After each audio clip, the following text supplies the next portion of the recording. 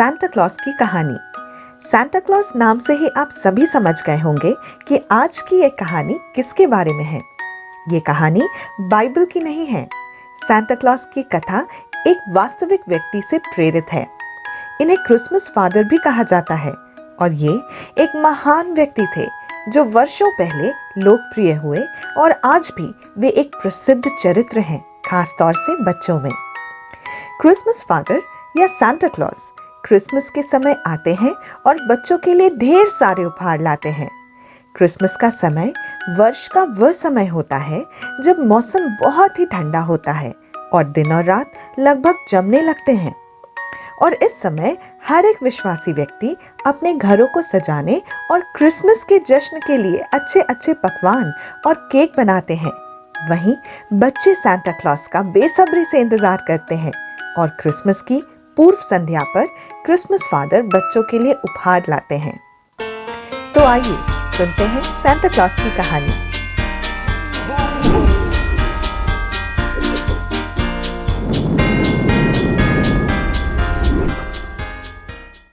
यह एक बूढ़े व्यक्ति की कहानी है जिसे सांता क्लॉस और क्रिसमस फादर के नाम से भी जाना जाता है।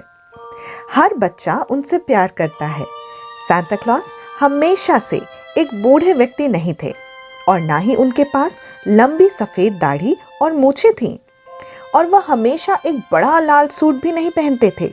ये कहानी बहुत पहले की है, जब सांता क्लॉस उत्तरी ध्रुव में रहते थे। तब वो खुद एक बच्चे थे जिनका नाम निकोलस था, जिसका अर्थ है लोगों का नायक। वो एक साधारण बच्चे की तरह ही थे। छोटी उम्र में भी निकोलस एक दयालु और उदार लड़का था। वह अक्सर अपने गांव के लोगों की मदद करता था। एक बार उसने अपना भोजन उन लोगों के साथ बांटा जिनके पास खाने के लिए कुछ नहीं था। बहुत ही कम उम्र में निकोलस चर्च में शामिल हो गया। लोगों की मदद करना उसे वो अपना कर्तव्य समझता था। निकोलस ने अपने गांव के बच्चों पर विशेष ध्यान दिया और बच्चों को भी निकोलस का साथ बहुत पसंद आता था। फिर निकोलस एक दयालु और बुद्धिमान युवक के रूप में पूरे देश में प्रसिद्ध हो गए। उन्हें जल्द ही चर्च का बिशप बनाया गया। क्योंकि निकोलस अभी बहुत छोटा था तो लोग उसे बॉय बिशप कहते थे।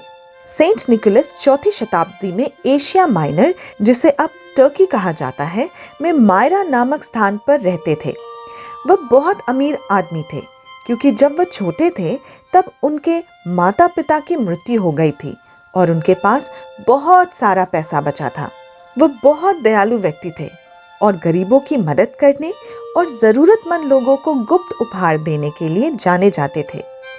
सेंट निकोलस के बारे में सबसे प्रसिद्ध कहानी बताती है कि सबसे पहले उपहार देने के लिए स्टॉकिंग्स को लटकाने का रिवाज कैसे शुरू हुआ। एक गांव में बिशप निकोलस ने एक गरीब बूढ़े व्यक्ति और उसकी 3 छोटी बेटियों की दुखद कहानी सुनी। निकोलस जानते थे कि वह इस परिवार की मदद कर सकते हैं।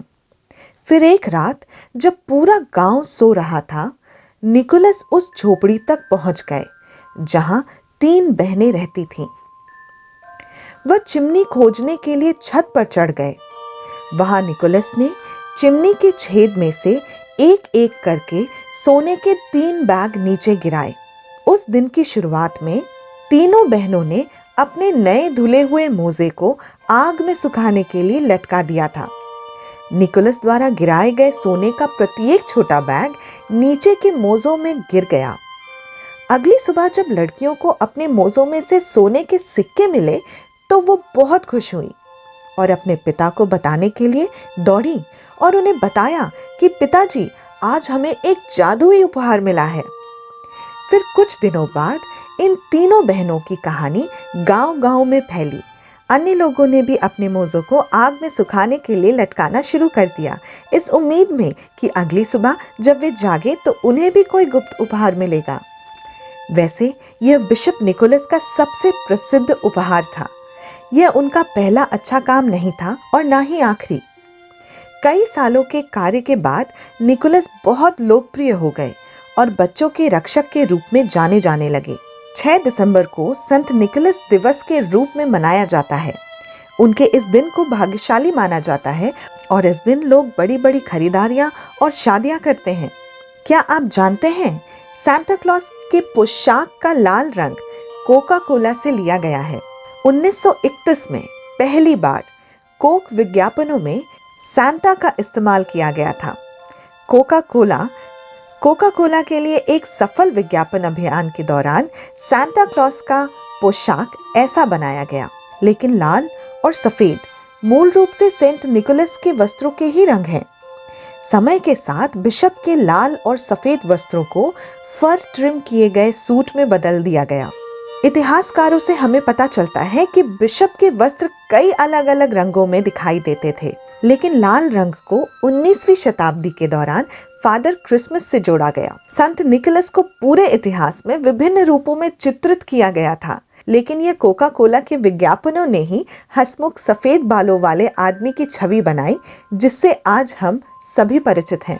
1931 से कोक ने अपने विज्ञापनों में सांता का उपयोग करना जारी रखा। 1995 में उन्होंने हॉलीडेज आर कमिंग टीवी विज्ञापनों में कोका कोला क्रिसमस ट्रक भी पेश किया, जिसमें ट्रक लाल रंग का था और लाइट से ढका हुआ था और उसके किनारे पर क्लासिक कोक सांता की एक तस्वीर थी। और अब सांता क्लॉस खुशियां फैलाने वाले एक हंसमुख व्यक्ति के रूप में जाने जाते हैं और वो अपनी पत्नी मिसेस क्लॉस के साथ उत्तरी ध्रुव पर रहते हैं।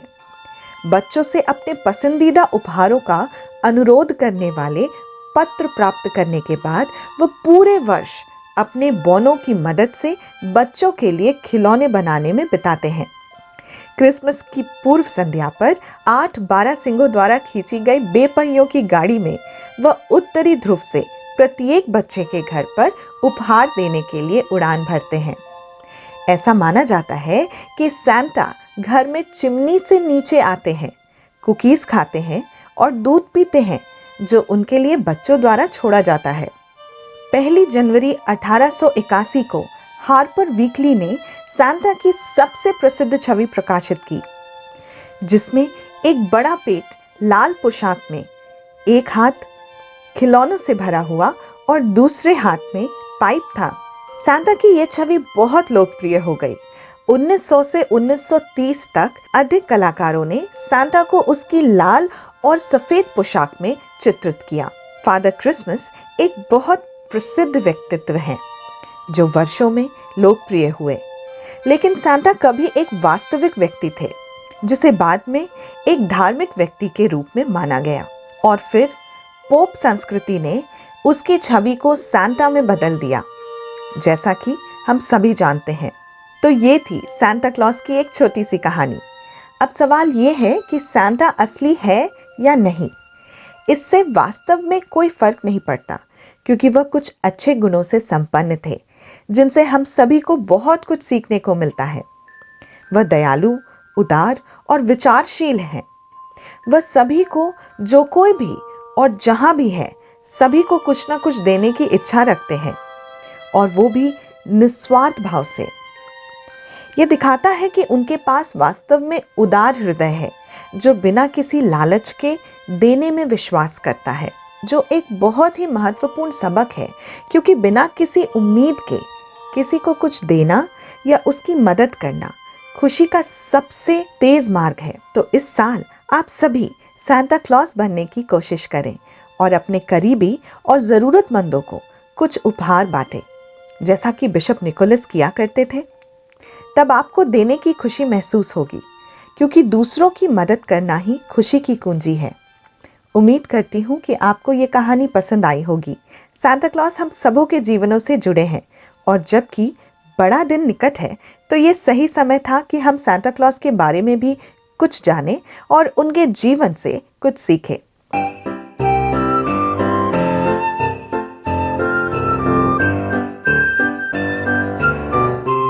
आप सभी को बड़ा दिन बहुत बहुत मुबारक हो, और आगे परमेश्वर की सच्ची कहानियां सुनने के लिए हमारे चैनल से जुड़े रहें। और अगर आपको बाइबल की कहानियां अच्छी लगती हैं, तो इन कहानियों को अपने करीबियों तक पहुंचाने का प्रयास करें।